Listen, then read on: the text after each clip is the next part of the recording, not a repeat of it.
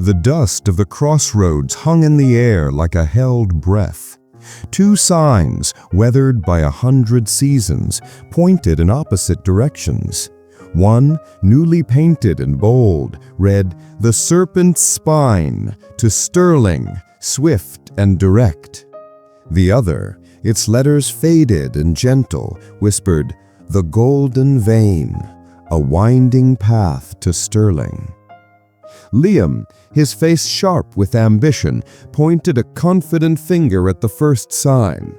"There, Elias, that is the path to profit. 3 days, straight through the mountains. We'll be the first to arrive at the Sunstone Festival, the first to sell, the first to profit."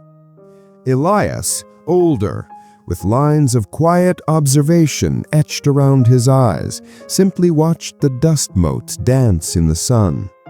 "Speed is a current, Liam," he said, his voice calm and steady. "It can carry you quickly, but it can also dash you against the rocks." Liam laughed, a short, sharp sound. "And slowness is a swamp. While you meander through forgotten villages, I will be in Sterling, counting my gold." He looked at Elias with a mixture of pity and frustration. "Don't you feel it? The urgency, the hunger for success?" Elias smiled, a slow, knowing smile. "Oh, I feel the hunger, my friend, but we are hungry for different meals." With a final dismissive wave, Liam cracked his whip and his cart lurched forward, a blur of motion and raw ambition. Elias watched until the dust settled, then gently guided his horse toward the winding path of the Golden Vein. Liam's journey was a brutal battle against the clock. The Serpent's Spine was unforgiving. The road was empty, lonely, and when a wheel on his new cart splintered on a sharp rock, he spent half a day fixing it, his hands raw, his precious time bleeding away. Meanwhile, Elias's journey unfolded like a storybook. In the village of Oakhaven, he sold several timepieces to an innkeeper named David. But more importantly, he shared a meal, listened to stories, and left as a friend with an open invitation. Further on, in Willow Creek, he traded a timepiece to a blacksmith named Sarah for a repair and a promise of future business. He was planting seeds. Liam, battered and exhausted, finally saw the gleaming spires of Sterling. He had made it in just under 4 days. A savage grin spread across his face. He had won. The city was his. Back on the Golden Vein, Elias was not even halfway to Sterling yet. One man had reached the finish line, but the other was just beginning to win the race. In the chaotic, vibrant marketplace of Sterling, Liam worked like a man possessed.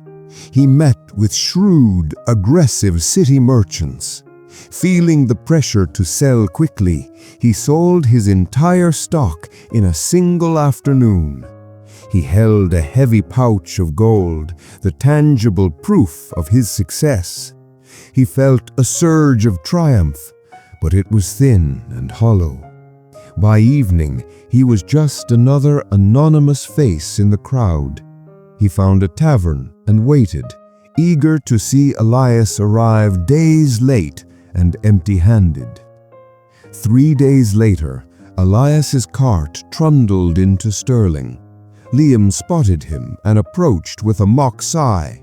"Elias, my old friend, you finally made it. I'm so sorry, but you're too late. I sold out on the first day." He jingled his coin purse for emphasis. "A handsome profit. The Serpent's Spine, you see, it delivered." Elias simply smiled. "I am glad for you, Liam, truly." Just then, a young boy ran up, breathless. "Are you Elias the clockmaker? A message for you from Master David at the Oakhaven Inn." The boy handed him a sealed note. Elias read it, and a slow grin spread across his face. "David has sold the 2 pieces I left with him," he told Liam, "and the Oak Haven Farming Cooperative wants to order 12 more." Before Liam could process this, another messenger, a well-dressed woman, approached. "A directive from the Blacksmiths Guild in Willow Creek for Elias." Elias read the second note. "Sarah has shown her timepiece to her guild. They are commissioning a custom clock for their main hall, and they have a standing order for 8 more for their master smiths." Liam's jaw went slack. He looked from the notes in Elias's hand to his own heavy but finite pouch of gold. Elias opened his worn leather ledger. The first few pages weren't filled with sales figures. They were filled with names. David, the innkeeper. Sarah, the blacksmith. The back of the ledger was filled with pending orders, requests, and letters of inquiry. "You don't understand, Liam," Elias said softly, his voice full of kindness, not pity. "Your race was to the city. My journey was to the people. You saw the road as an obstacle, something to be conquered. I saw it as an opportunity, something to be cultivated." He gestured to his ledger. "You made a transaction, a single profitable sale, but I have built a network. David isn't just a customer, he's my partner in Oak Haven. Sarah isn't just a client, she is my best advertisement in the steel towns. They don't just buy my timepieces, they believe in them, they trust me." Liam looked at his gold. It felt cold and heavy in his hand. He had raced to make a profit. Elias had walked slowly to build a fortune. One was a flash flood, powerful but temporary.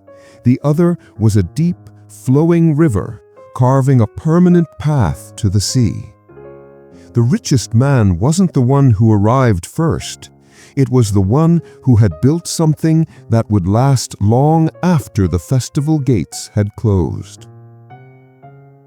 The story of Liam and Elias isn't just about 2 roads. It's about 2 completely different mindsets toward building wealth.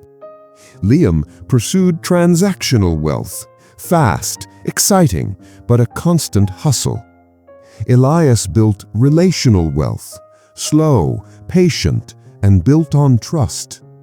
This kind of wealth compounds, creating a network that supports you and works for you long after the initial effort is made. True, lasting wealth isn't found on the fastest road. It's built, step by patient step, on the road of trust, service, and human connection. If this tale resonated with you and you believe in building wealth with wisdom, then we invite you to become part of our community. Hit that subscribe button and join us here at Money Minds Tales. And share in the comments below, are you currently on a serpent's spine or a golden vein in your own financial journey? We'd love to hear your story. Until next time, travel wisely.